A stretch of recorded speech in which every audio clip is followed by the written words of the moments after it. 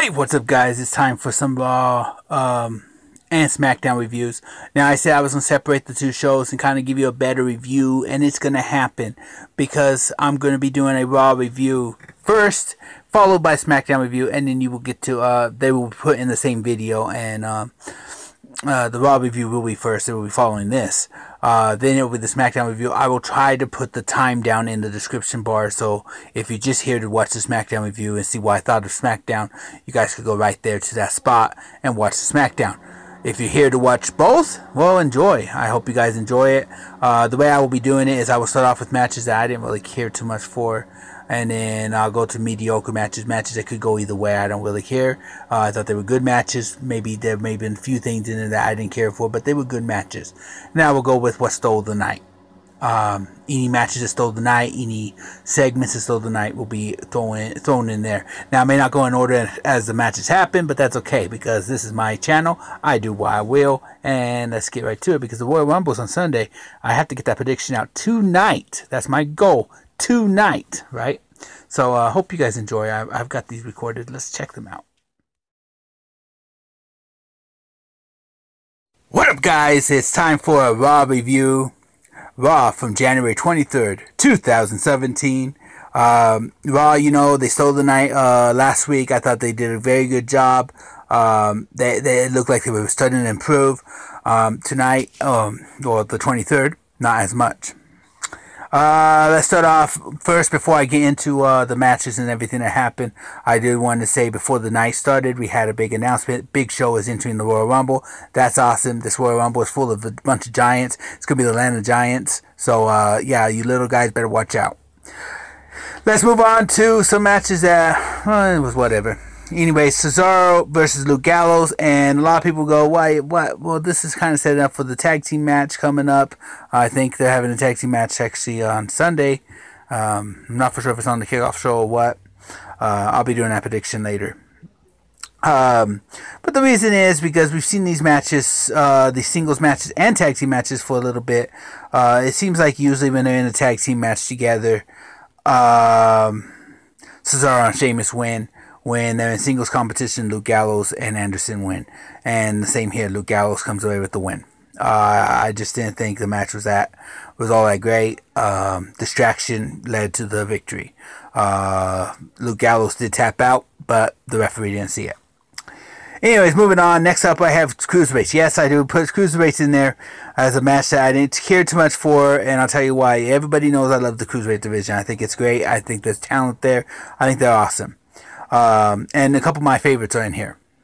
It's because it's a six-man tag match. I thought that it was TJ Perkins teaming up with Mustafa Ali and Jack Gallagher versus Daivari, Tony Nese, and Drew Gulak. And the reason I'm not too fond of this match because I thought, you know, these guys are talented. Tag team match is good. A regular tag team match, but when you get into the six-man tag team, it starts to, you take away from some of the talent of the other ones that are in the match, and someone overshadows everybody else. And that's just how it goes.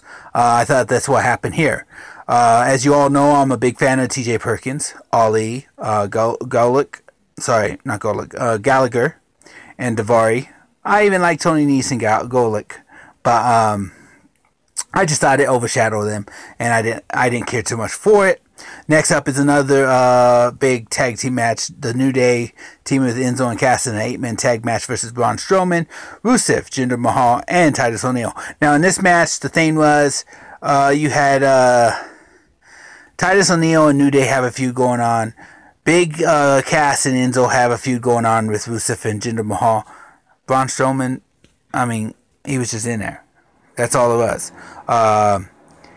We found out later that it was going to set up for the Big Show coming down and kind of going face to face with Rusev. I mean, not Rusev. I'm sorry, Braun Strowman, and I think that's going to be interesting to see. And then that last but not least on those matches, we had Nia Jax versus Ray Jin. I thought this was a squash match. I hate squash matches. I know jobbers got to get paid, and some of these jobbers can be very talented, but they really, on these squash matches, they don't show us the talent because they get squashed.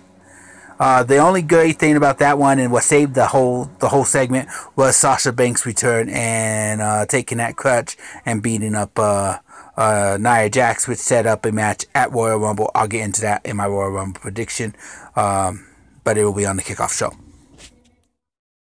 Also, a segment I did not care too much for was the segment with Cedric Alexander and Alicia Fox and Noam Dar. I just thought that the segment did not do any justice to them. I thought it was poor acting. I thought it was just annoying. Alicia Fox has become annoying in this whole feud and drama that they're causing. I'm not a big fan. So now on to the matches that I thoroughly enjoyed, either because they set up something for Royal Rumble or future events. And sorry, I just realized that my beanie was off. Or because of the talent that was in the match. We do have the Seth Rollins versus Sami Zayn. Winner goes on and competes in the Royal Rumble. Basically, if Seth Rollins loses, he loses his spot. A dream that Seth Rollins has had since he made his return to get his shot at WrestleMania. It's a very good match. I thought it was a very, very good match. Then you have the pedigree. I mean, Seth has this match under control. And then you hear the game's music. Another dream of Seth Rollins for the last couple months is he wants his hands on the game. Now, this is all set up and distracted Seth. Sami gets the cradle, pin 1, 2, 3. Later on a WWE exclusive, Sami said, hey, Seth would have done the same. I hate to win this way, but Seth would have done the same. And he would have. He would have, and probably, like Sami said, put a little more salt on it. So you can't blame Sami Zayn. Don't hate him because he won the match. He's in the Royal Rumble. You figured that though Braun Strowman's going to eliminate him right away. I just have a feeling that he's going to come down and Braun Strowman's going to be the one that eliminates him. We'll see. Anyways, on to the next thing. Seth does go back in the back. He's looking for Triple H. Mick Foley says, I don't know what happened. Probably production. Seth calls him out on that. He said, I'll get to the bottom of this. I thought he might have been in the Royal Rumble, and then Triple H comes down and helps get him eliminated, set up a WrestleMania match. That's still a possibility. Some way Mick Foley could put him into the Royal Rumble. He could be one of the surprise entrants in the Royal Rumble, and then Triple H interferes and gets him eliminated. But I'll get onto that when I talk about the Royal Rumble. I will be bringing that up. Next up, we had Roman Reigns versus Jericho in a U.S. title match. Earlier in the night, there was a segment. Wasn't too fond of the segment overly, but KO promised to put Roman Reigns into the shark cage. I'm not a big fan of the shark cage match either, but anyways, KO interferes, gets DQ. Roman Reigns wins the match, but by DQ, so he doesn't get the title. They put Roman Reigns in the shark cage. He's going to lock it, but wait, Roman Reigns grabs KO. Boom. Throws KO's nose right into the shark cage. Boom! Jericho's nose. He ends up putting KO into the shark cage. Locked the shark cage. The shark cage started going up. Chris Jericho jumped up and holding on to the shark cage. And a Superman punch knocks him out. That's how that one ended. Kind of leading into the the Rumble. I actually kind of thoroughly enjoyed it. Even though Roman Reigns did not win the U.S. title back, I still liked it. Next up was Rich Swann and Noam Dar. The reason I like this one is because Rich Swann has there's talent there, and you see a different side of him though because of this whole Neville thing. And after the match was over, that's what really brought me into it. Was he calls Neville out, and then him and Neville go at it, and I thought it was really awesome. I thought this was actually a could have been put in the show of the night because I thought it was a really good match. Now, what stole the night, I will say this, was Bill Goldberg came down. Everybody knew he was there. He was coming down. He's talking about the Royal Rumble. Then here comes Paul Heyman, my client, Brock Lesnar. And then here comes Brock Lesnar. And Brock Lesnar gets in the ring. There's going to be a showdown. And then all of a sudden, the lights go out. Yeah, there was a surprise. Undertaker was there, and it was off the hook, man. It just made you go, wow. It was a good match. Well, not match. It was a good segment leading into the Royal Rumble. But that was my Raw review, and at the end of the Raw night, I say it wasn't too bad. would give it 5 big bears, 5 bears out of 5, but I might go 3.5 bears. Maybe I would even give it 4. No, 3 to 3.5 bears, especially for that Undertaker thing. And yeah, that's pretty much the thing that set the whole night off. That was the thing that saved the night from being one of the worst Raws in my well, not one of the worst, but a bad Raw. So that was Raw. Let's get on over to SmackDown. Now on to SmackDown, and I thought SmackDown was had a better night than the Raw boys, but I digress. Let's get on with it. The opening segment was really whatever.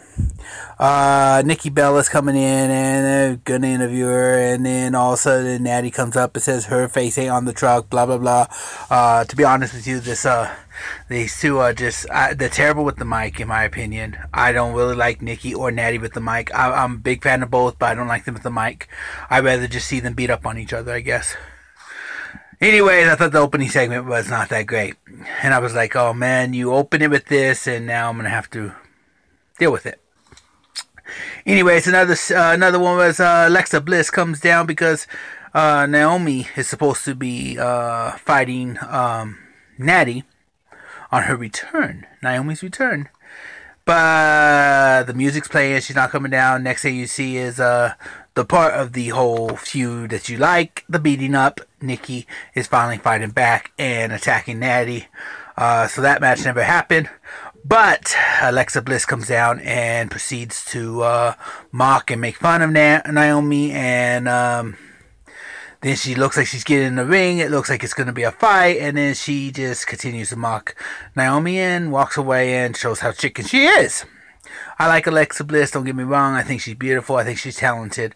I wouldn't put her with the title so soon, but you don't really have a strong women's division. You know, when they first started the women's division on SmackDown, when I first did my review of it, I thought that this could be a strong division. It's not looking like that. It's great to have Mickie James back, but it still doesn't look that great. And as you could tell, the women are the ones I didn't care too much for, because next up I have Mickie James and Alexa Bliss. Mickie James comes down to talk about how she's the founder of the Women's Revolution or whatever, and then it ends up being Becky Lynch gets attacked by Alexa and Mickie James, and they just beat her down and whatever. Didn't really care too much for the segment. I thought it carried on too much, and yeah, did not care for it one bit. On to some of the average matches, the middle matches I would call them. We had Kalisto versus Ziggler. Didn't care too much for the match. It was over in like two minutes, maybe even less than that. Ziggler just dominated.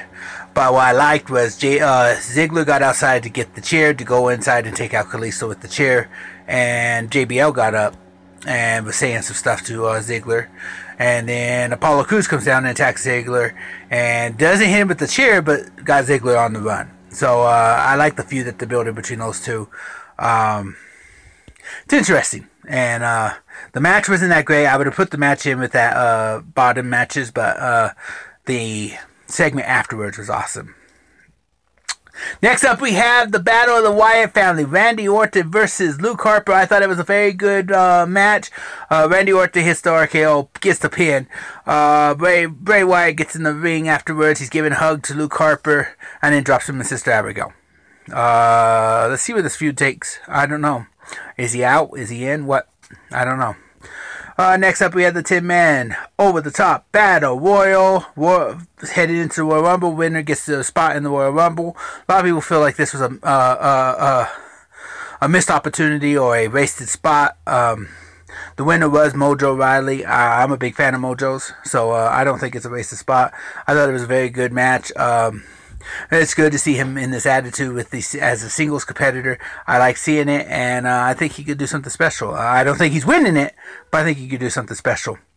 The matches that stole the night, there were two of them. Not like Raw. Raw had the last segment that stole the night. This one had a segment and a match that stole the night. I thought the Miz Dean Ambrose match really was a top match with the Lumberjacks outside. You still saw Maurice get involved. Dean Ambrose goes on to win it.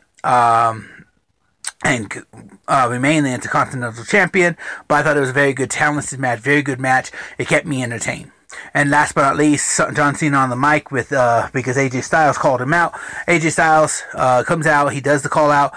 Anytime you give John Cena the mic and you put him on the show, he seems to surprise people. I don't know why, because in my honest opinion, John Cena, he puts on the show. I will not deny that, and he did it once again. So I liked it. Some of the one-liners he had, some of the little quick responses he had. The guy is pure gold on the mic. So, but that was SmackDown, and I would give SmackDown 4 out of 5 stars, 4 out of 5 bears. I really liked it, and I thought it was a better night. So yeah, SmackDown wins. Now down in the description bar, I will have all the matches listed by the show, and I'll give you how many bears out of 5 I would give for that match by itself. So thank you guys for watching. Everything's in the description, as always. My Twitter link, my other YouTube channel, where I talk 49ers and UCLA sports wise. And yeah, that's all I got. I'm gonna get on out of here. Check out the other videos if you haven't. Catch you all later. Peace.